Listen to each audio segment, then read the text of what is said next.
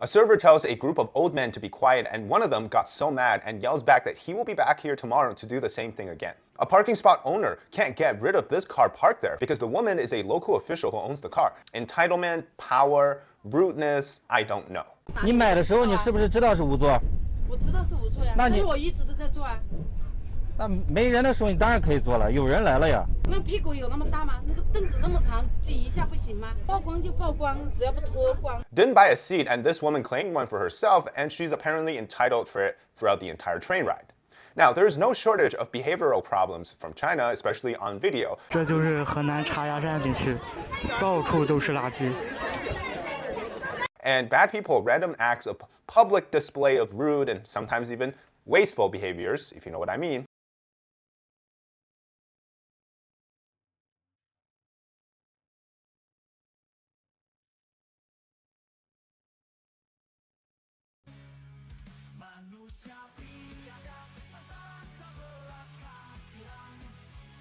This video shows drinks spilled from a truckload and people rushed to take it. It's just looting at this point. Another truck suffered a tire blowout, causing the cargo to scatter all over the ground. And again, it was looted by people.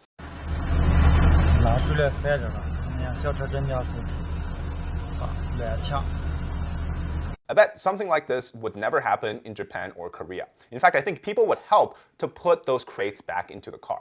When people leave hotels in China, some of them make sure to trash the place up, leave the extra work for the cleaners because, well, you feel like you're a paying customer, so it's your every right to do whatever you want with the room.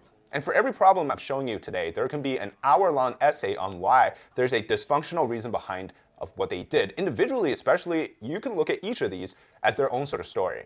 But today I want to summarize everything into 4 stages. And if you pick them up individually, one perhaps would see these in other countries too. Yet together, they point to something entirely else. A society operating without rules. As the old Chinese saying goes, sometimes the life ultimately must have in a life does not have when not demands. Okay, I'm joking, but Feng Jie, who is Phoenix's sister in the English translation, one of the earliest internet famous figures in China, put it quite bluntly. She said that China runs on the law of the jungle, survive by any means necessary. And if you don't, you get left behind. So exactly how does a mindset like that produce a society where basic decency starts to feel optional? This was written on a wall in Guangxi province, which has happened after the recent devastating flood in the south. And it reads that Xi Jinping should resign. Guangxi flood, where did you go to die? And screw your mother. Now, it sounds like the opposite of your daily dose of Chinese propaganda, doesn't it? Online, the CCP army would have you believing that Chinese people all love Xi Jinping. But the reality is the opposite.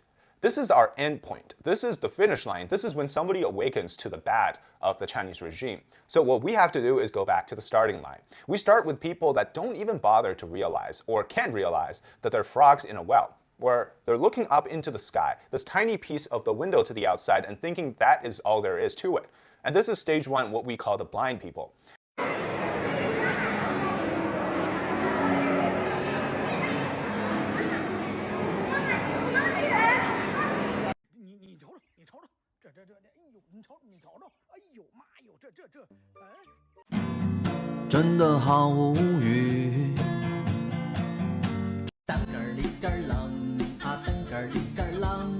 Now, the clips that go viral, somebody shoving through a crowd, a fight breaking out, cutting lines, at the buffet, getting the lobsters, they're entertaining because they make the individuals look bad, and it can sometimes reflect the trends of society, as we previously have discussed in other videos. If waiting for your turn means somebody else takes your opportunity, impatience is probably the worst quality to have. And if it means to survive in a jungle, it's not rational betting, it's actually, well, seeing these footage of people forming their own rules or having no rules. In fact, if you see how China is run, it is the complete 180 of how a normal society should be run.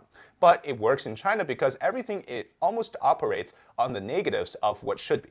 Now, the idea of the fact that people are comfortable about how this is done, it shows that it's a society built on dysfunction. Problems don't get solved at the root. They get patched, delayed, buried until the next crisis, forcing them back into view. In fact, if you look at every single issue that happens yearly on the calendar in China, they can almost always be a repetition or a repeat of past events where the exact same things happened, but it always ended up being covered up so that when the same thing happens in a few years, people are shocked again.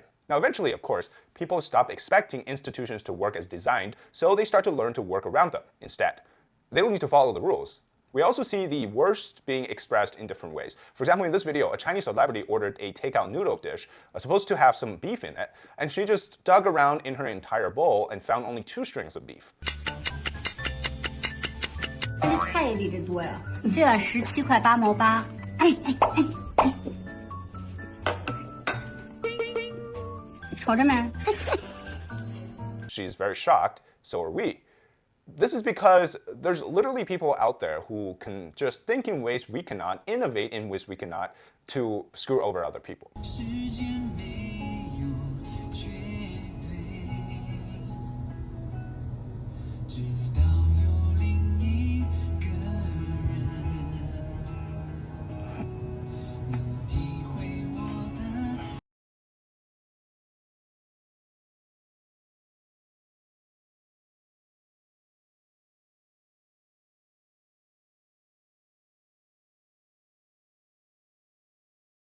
And then we move on to our second stage of people, who I call the believers. These are the people who are like the pious believers of the CCP.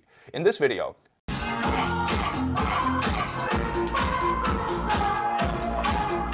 I don't know. Are they prepping for a ground invasion of Taiwan? 你好，我们这儿乘务长司机。你好，我想问一下，我们这个飞机是外国人的飞机吗？我说这个飞机是外国人的飞机吗？飞机机型是波音飞机。然后乘客也没有几个外国人，你怎么在这上面放了5个多小时的外国人那个显示器上？外国人。对。就是吃哪家的饭端哪家的碗，我们挣的是中国人的钱，乌鲁木齐人的钱，我们可以放一下中国的大好河山，或者放一下乌鲁木齐的美食美景。你放了5个多小时的外国人，一直在那上面放的，一个中国人都没有。然后我的意思就是，能不能整改一下，上面放一下中国人，对吧？谢谢您的意见。在美国人的飞机上不可能放5个多小时的中国人，对吧？谢谢您的意见，好，没问题。我1个星期之后过来还坐这趟飞机。我知道了啊。但是我们这个节目您没问题，就是我们这个节目是有固定的那个顺序的播放。固定的顺序。对。今天我们可以调监控吗？5个多小时没出现过1次中国人，全是外国人。我没有看手机，一直在看那个呢，这样不对的。好，感谢您的意见。好，相当不对。好，谢谢。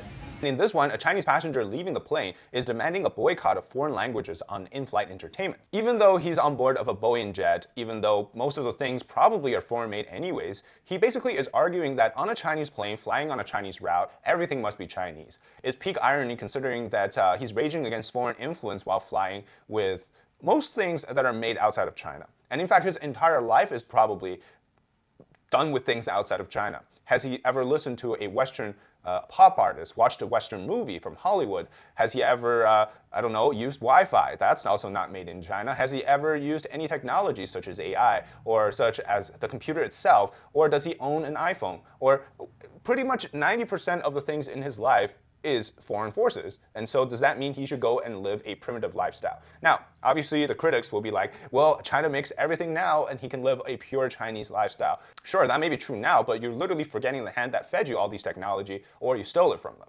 And he maybe is correct in the sense that he doesn't have to eat any foreign food. Can he guarantee that he's never had a KFC meal or a McDonald's? So this person's mind is set heavily on what he believes is the correct value. In fact, it is not. It is brainwashed. It is the one that's been poisoned. And so what we see is the fact that they believe is the truth is actually, in most people outside of China's eyes, a behavior that's irrational and weird. 我问你，你丫是中国人吗？我是台湾人，怎样？你不是中国人是吧？来来，我台湾人。你不是中国人是吧？我承认你是中国人。我是台湾人，台湾人。台湾是中国的吗？就是中国的。我问你，台湾是中国的吗？我们拿的护照就是不一样。我问你，台湾是中国的吗？我为什么要回答你这个问题？你谁呀？你谁呀？行，哎，你丫别怂哎，孙子，你丫别怂，我是你大爷，我是你爹。我是你爹，你丫赶紧录，你最好发到网上去。你看他妈网上骂谁？ This couple from Beijing, after a car accident, started to question whether or not the group, which are Taiwanese people, if Taiwan is part of China. And after hearing that they're from Taiwan instead of saying they're from China, they got really mad and they started to record as well. The man continues to use this point, and his rage just utterly brainwashed. And they also love to tag on the nationalistic brainwashing and hatred education on top. So there's plenty of stories on this. Recently, in the southern China flood, 2 French reporters were stopped from covering the flood, and they're being framed as a foreign smear campaign. And this happened on July 9th. Announcements made in a chat group from the local government informed citizens to not speak with foreign journalists and to report any suspicious activities. And these suspicious activities include those such as a foreign press trying to report on the situation, or if somebody seems like they're poking around for no reason. And the excuse they say is that these people are trying to make China look bad. Yeah, clearly, those darn reporters just want to badly interpret the flood, right? Clearly, China has never done anything that could be possibly damaging to its own people or have covered up things like that. Not in 2021 in Henan province, in Zhengzhou, not anywhere else. And of course, China has never done something like that where they amplified something that happened in the West and made it look like things were disastrous. No, but like sarcasm aside, it really doesn't matter because no matter how small the issue is in the West, China's going to make people believe that the West is in hell. And no matter how big the issue is in China, nothing's ever happening. Just simply, period. Like, there's nothing happening. Don't even worry about it. And the people that are brainwashed help aid in the state censorship because they are the believers and they fall for videos like this.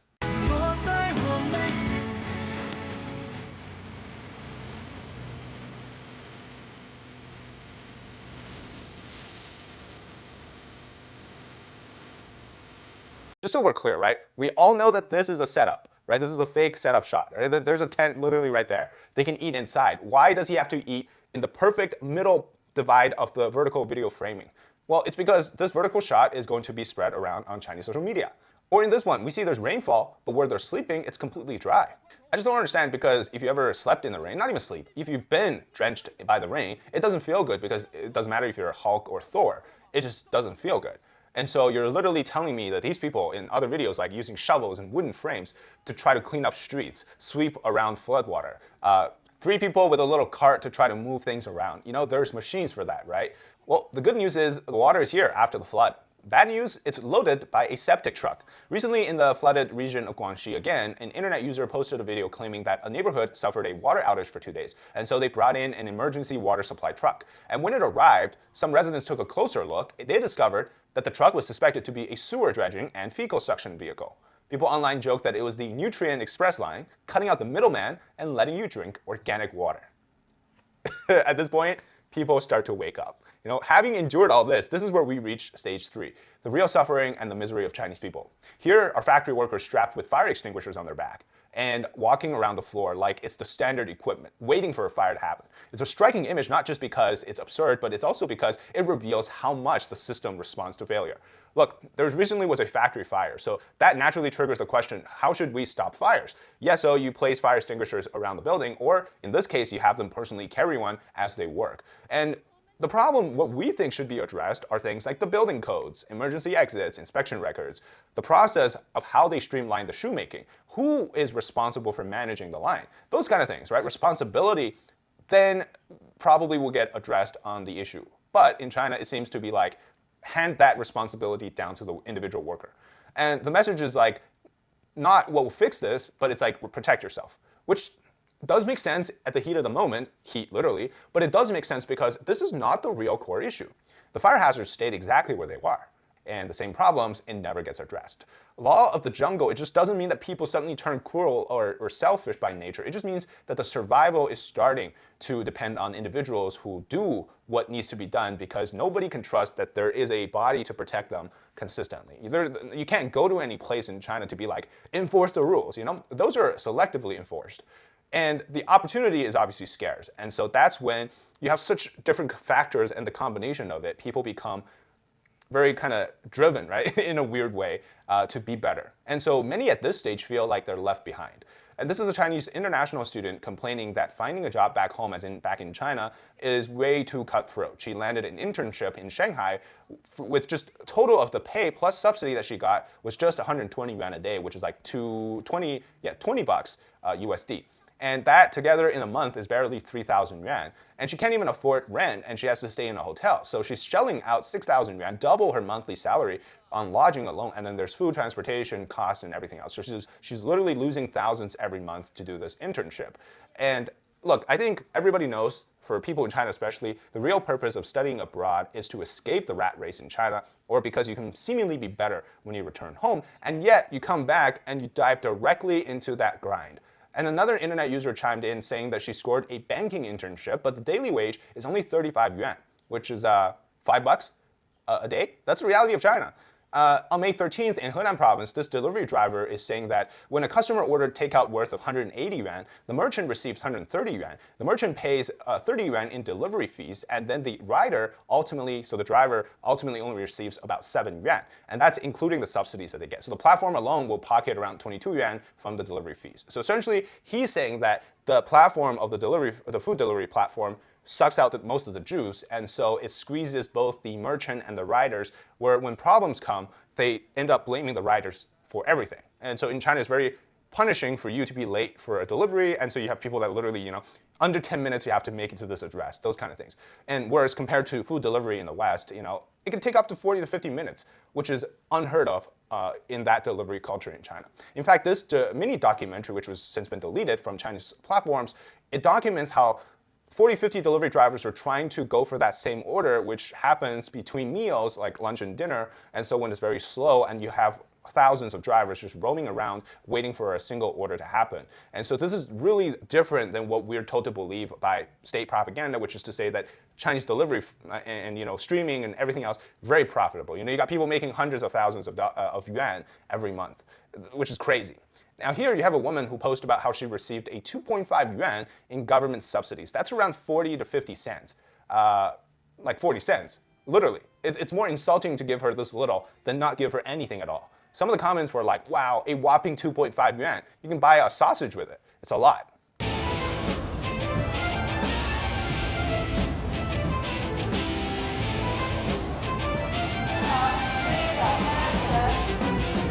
Now, people are miserable because there's no opportunity left to climb towards.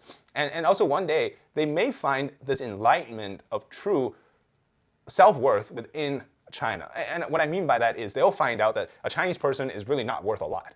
That's the law of the jungle, right? The argument really comes because some people are like, well, there's different people. There's like people who know they're not worth a lot. Then there's people who pretend like they're worth a lot. And then at the end of the day, people are like surviving, trying to gain a little bit over others, but at the end of the day, you're never going to be a lion. You're never going to be a tiger. That's just how it is. So now we reach the Xi Jinping screw you stage, which is the realization. And after the flood, we see that the floodwater hasn't receded yet. Why? Because the drainage system sucks. It's because billions of dollars being poured into the infrastructure. It's a big lie. They don't work. And so they're there to make money for the officials, not to be effective civil infrastructures for the people.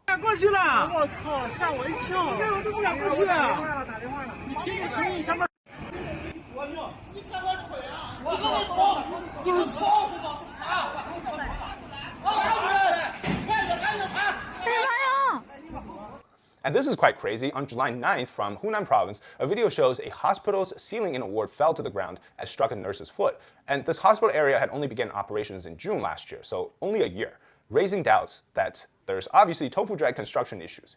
Look, in high-trust society, people let strangers cooperate together without thinking twice because people trust each other, or at least there's a base for trusting. The underlying assumption is that the system mostly works. There's problems, criticisms, of course. And then in a low-trust society like China, it forces everybody to become their own inspectors. It's like the food, is it really safe? Is the product actually what the label says? Will this contract actually be honored? And when institutional trust erodes, well, that's when interpersonal trust erode as well. Personal relationships are really not that stable, and everything is transactional. All right, thank you very much for watching this video. Hope you enjoy the content. Let me know your thoughts in the comment below. And thanks again for watching. Please subscribe to our new channel, David on China.